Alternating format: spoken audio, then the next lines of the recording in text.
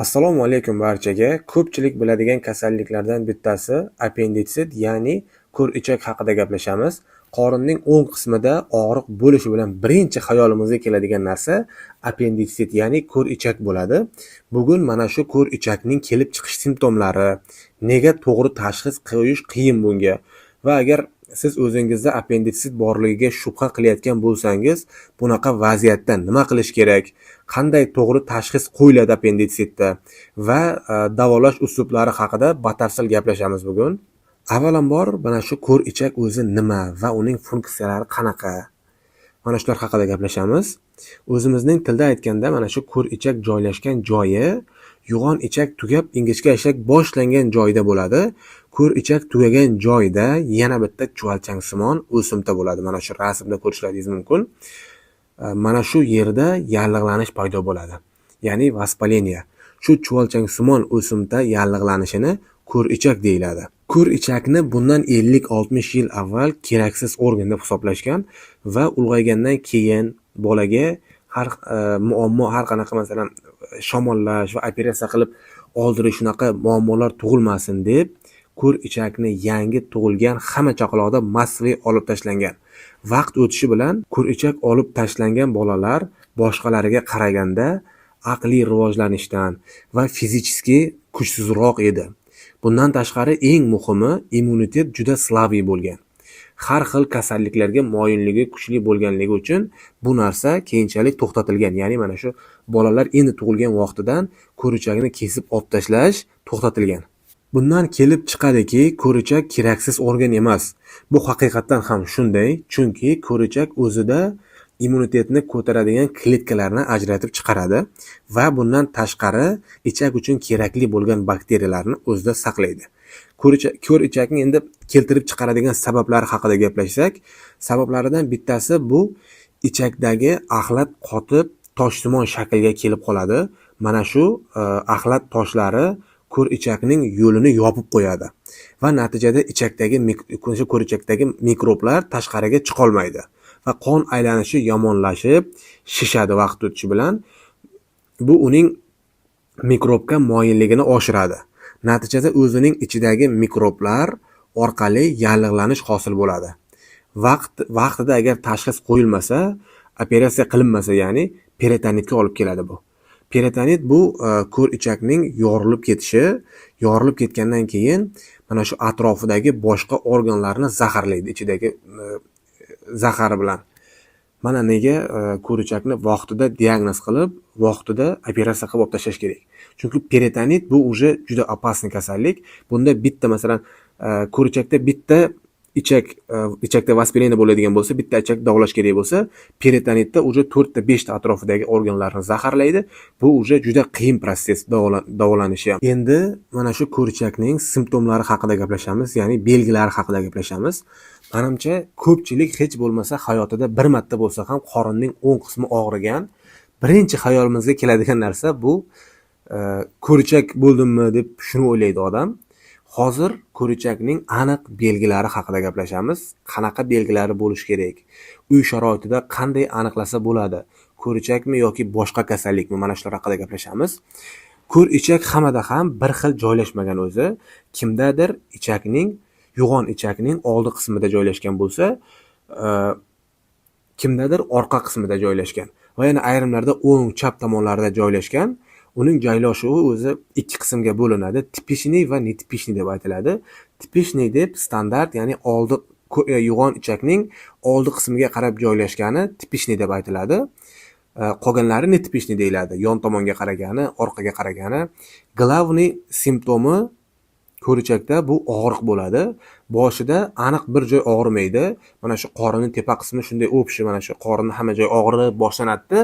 Oradan 2-3 soat o'tgandan keyin qorinning pastki o'ng qismiga og'riq o'tadi. Faqat mana shu yer og'riydi qorinning.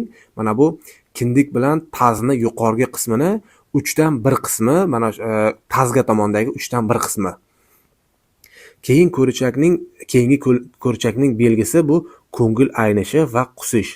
3-simptomi tana haroratining ko'tarilishi. Bu 37.2, 37.6 Celsius mana shunday darajada bo'ladi. Ko'richakning belgilaridan yana bittasi tana harorati qo'ltiqqa qaraganda orqa to'g'ri ichakni, ya'ni aqlab chiqaradigan joyda 0,5 gradus Kelvida balandroq bo'ladi issig'i harorati. Ya'ni mana shu odam axlat qiladigan yo'g'on to'g'ri ichakni harorati qo'ltiqqa qaraganda 0,5 gradus baland bo'ladi. Masalan, qo'ltiqda 32,6 bo'ladigan bo'lsa, odam promoy ichakda, ya'ni to'g'ri ichakda 37,7, 37,8 bo'lishi mumkin. Mana shunaqa, bu ham mana shu именно appenditsitni belgilaridan bittasi, ya'ni ko'richakning belgilaridan bittasi. Bu narsa boshqa vaqtlarda o'zi bir xil bo'ladi. Boshqa appenditsitdan boshqa holatlarda temperatura o'zi odamda tanasi hamma joyda bir xil bo'ladi. Bu 3 ta klassik simptomlari, bular yordamida o'zingiz uy sharoitida bilishingiz mumkin, bu ko'richakmi yoki boshqa narsami.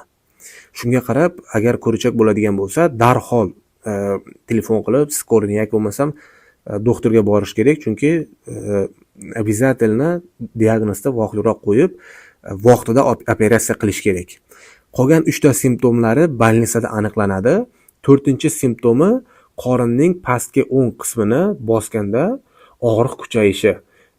5-simptomi qorinning pastki o'ng qismini sekin bosib, riski birdaniga qo'yib o'rganingizda, buning natijasida ichki organlarni qimirlaydi va o'sha yallig'lanish bor organga boshqa organlar tegishi hisobiga og'riq kuchayadi. 6-simptomi leykotsitlarni qon tahlilida oshib ketishi. Leykotsitlar faqatgina ko'r ichakda emas, odam tanasida yallig'lanish bor bo'lsa, ahamiyati yo'q, qaysi organda bo'lishidan qat'iy nazar, leykotsit soni oshib ketadi. Mana shu aytib o'tilgan simptomlarning hammasi sizda bo'ladigan bo'lsa, mana shunda aniq 100% ko'richak deb tashxis qo'yish mumkin. Aytishlaringiz mumkin, aniq tashxis qo'yish qiyin emas ekan-ku deb. Boshida aytib o'tganimizdek, ko'r ichakning 2 xil joylashuvi bor. Birinchisi, hozir biz tipichnini aytib o'tdik, tipichnini o'rganib chiqdik hozir. Endi netipishnini o'rganamiz. Netipishnisi bu o'sha ko'richakning tepada ham aytib o'tdik, orqaga qarab, yo'g'on ichakning orqa tomoniga qarab joylashgani, o'ng tomoniga qarab joylashgani, chap tomoniga qarab joylashganlarini netipishni deb aytiladi. Va bu netipishnida og'riq ham qorinning xohlagan joyida bo'lishi mumkin. Mana shuning uchun buni diagnozini to'g'ri qo'yish qiyin, chunki netipichni appenditsitda odamni qorin qismini xohlagan joyida og'riq bo'lishi mumkin. Agar yo'g'on ichakning orqa tomoniga qarab joylashgan bo'lsa, естественно odamda og'riq belda bo'ladi, bel qismida bo'ladi og'riq.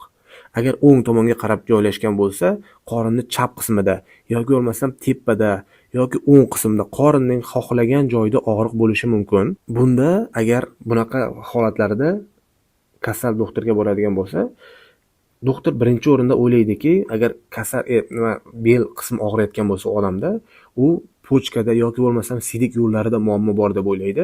Shularga analiz topshirtiradi va ayrim odamlarda bo'ladiki, даже fiziologicheskiy, masalan, boshqacha odamlar bo'ladi, issiq temperatura chiqmasligi ham mumkin. Mana shuning uchun netipishni hollarda appenditsitni to'g'ri tashxis qo'yish juda ham qiyin narsa bu. Mana shuning uchun agar sizda yoki bo'lmasam biror tanishingizda ko'r ichak simptomlari kuzatilyaptimi, bunaqa holatda og'riq qoldiruvchi va boshqa hech qanaqa dorilarni qabul qilish mumkin emas. Bu qat'iyan man qilinadi. Chunki mana shu appenditsitni to'g'ri tashxis qo'yishida juda ham bu qiyinchilik tug'diradi. Ya'ni og'riq, bu appenditsitni eng birinchi simptomi bu og'riq. Og'riqni mana shu o'ng qorinning qismida bo'lishi. Siz obezboluvchi ichganingizdan keyin u yerda og'riq yo'qolib ketadi.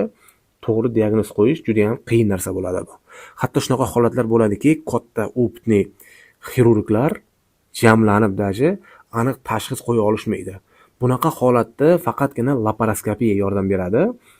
Aniq tashxis qo'yish uchun laparoskopiya bu qorinning kindik qismidan ozgina kesib, kamera orqali qoringa kamera tiqib, o'sha ko'richakni kamera orqali ko'radi. Qani haqiqatan ham yallig'lanish bormi, yo'qmi? Mana shundagina to'g'ri diagnoz qo'ya olishadi. Agar aniq tashxis qo'yilgan bo'lsa, ahamiyati yo'q, laparoskopiyami yoki klassический kesibmi, baribir operatsiya qilinib, mana shu yallig'langan organni olib tashlash kerak. Ko'richakni olib tashlash ikkita usuli bor o'z operatsiyasi. Bittasi qorinni qismida mana shu qorinning o'ng pastki sohasini 5-10 santimetrgacha kesib, klassik operatsiya bu. O'sha yallig'langan organni olib tashlashadi. Ikkinchisi laparoskopiya bu. Bu qorinni 3 ta joyidan kichkina 1 santimetr, yarim santimetrdan teshadida, kameralar yordamida, o'zi spesial apparaturalar bilan o'sha yallig'langan organni kesib olib tashlashadi. Sizda bunaqa holatda katta kesilgan joylar bo'lmaydi va unaqa ko'p yara operatsiyadan keyin осложнение ham bo'lmaydi. Bu laparoskopiya klassik operatsiyaga qaraganda ancha qulay va operatsiyadan keyingi осложнениyalar kuzatilmaydi hech qanday. Bugungi mavzuyimiz mana shulardan iborat edi. O'ylaymanki, kimgadir oz bo'lsa-da foydali video bo'ldi. Agar foydasi bo'lgan bo'lsa, bundan xursandman. Kanalimizga obuna bo'ling. Keyingi videolarda ko'rishguncha sog' bo'ling, salomat bo'ling.